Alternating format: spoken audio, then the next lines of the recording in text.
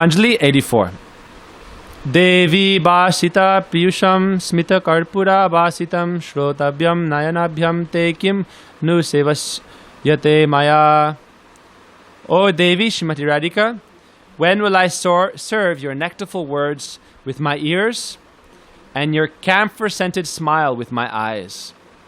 It's a very interesting thing, that he wants to serve her words with his ears and her smile with his eyes. So how do you do that? I don't know. It's very interesting. Let's see what Prabhupada has to say. So Srimati Radhika is continuing from the previous verse, when after Surya Puja, or Gurudev mentions that sometimes Surya Puja is done before going to Nanda Bhavan, and sometimes after coming back. He says in different books it's described in different ways. So sometimes they do it one way, sometimes another way. Generally the rule is that before you do any puja, you should not have eaten. Like when you chant your Gayatri, you're not supposed to eat before doing your Gayatri. First you worship your Ishtadev. So Radhika's Ishtadev is Surya Dev in her line. She worships Surya as if he is Bhagavan. And this is in the line of Brishabhanu. Bhanu means sun actually. So Brishabhanu, Subhanu, Brihadbhanu, in one way they're all, Prabhuji says that there are manifestations of Surya Dev's desire to serve Radhika as his own daughter.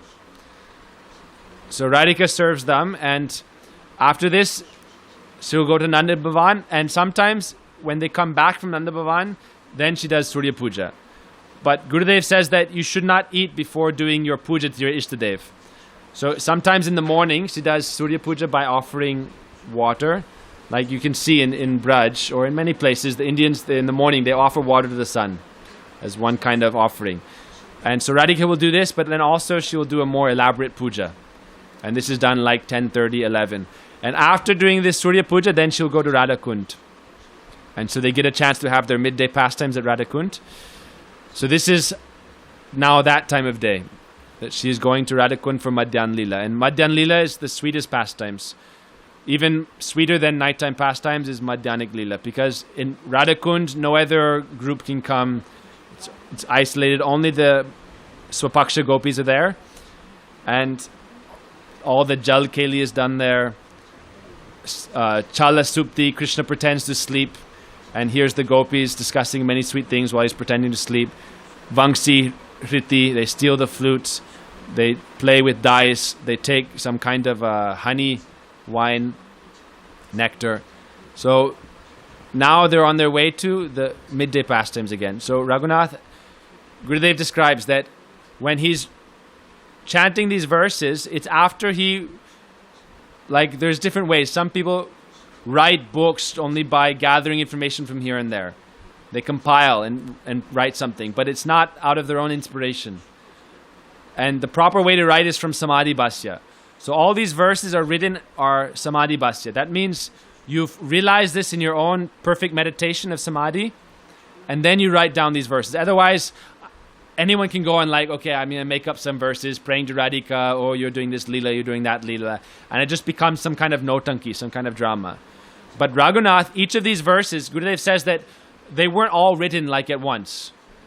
Over maybe even months or years of bhajan. Every day he's doing thousands of pranam, chanting lakhs of harinam, doing parikrama, praying to Radhika. So when he realizes some pastime, in his internal absorption, he goes into Antardasya, and he sees, I am serving there as Tulsi Manjari or Rati Manjari. And he serves in the pastime, and then as he's witnessing the pastime, at one point it will disappear, and he'll come back into his Ardha or Bayadasa, external absorption, or that I am Raghunath, and then he will weep and lament and write these verses.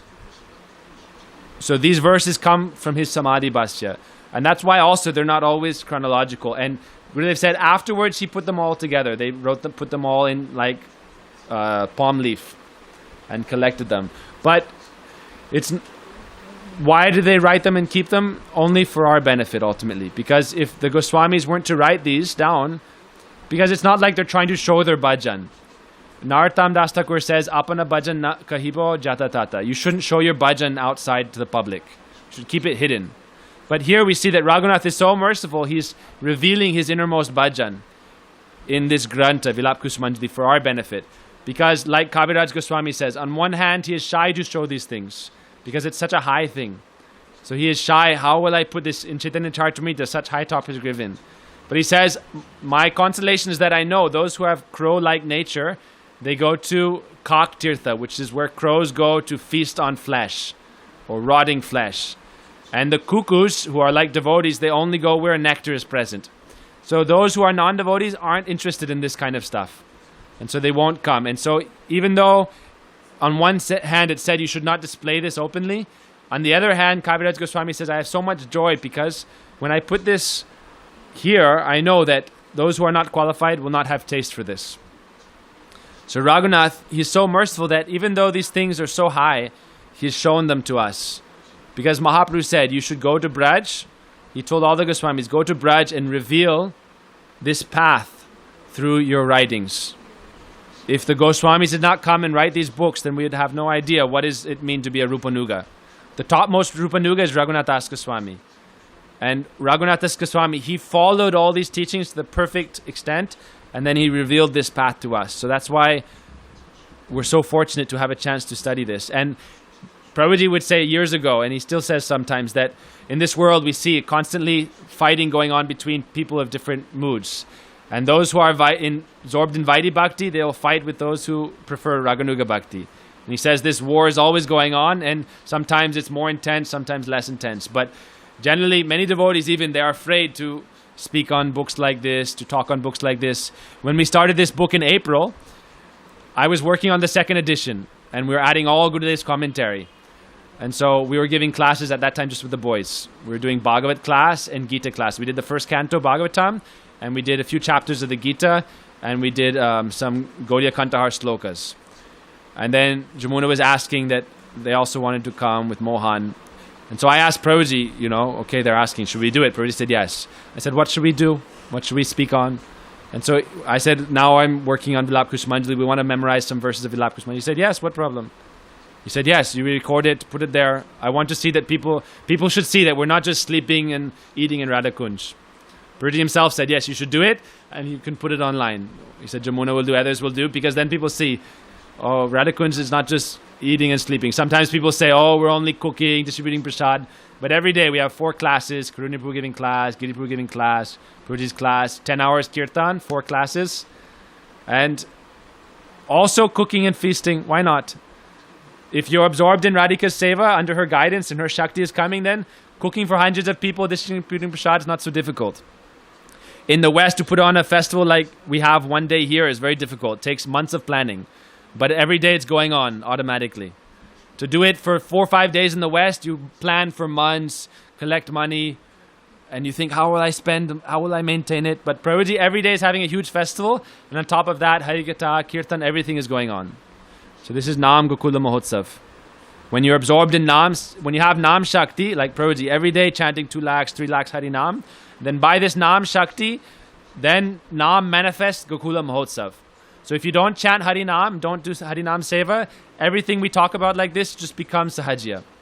When you do proper Nam Seva, then you start to get eligibility to enter into this. But if we don't chant Hari Nam, sometimes people say Seva is important, I'll just do Seva. But without Hari Nam, your Seva will turn into karma. And without Seva, your Nam will turn into, will just be aparad. So if we want to chant proper Nam, Seva and Hari Nam are both essential. But we shouldn't just be absorbed in external stuff. That's why Rupa Goswami says, Bahu Aramba Nakriya. Don't do such big activities that you cannot maintain if you have to give up Harinam. Okay, so one more verse and we'll stop. Radharani, thanks for watching. Please subscribe to our channel down there. Share with your friends, ask a question in the comments, and check out our website, kripa.tv, for courses, to support us, and for our articles and more. Haribo.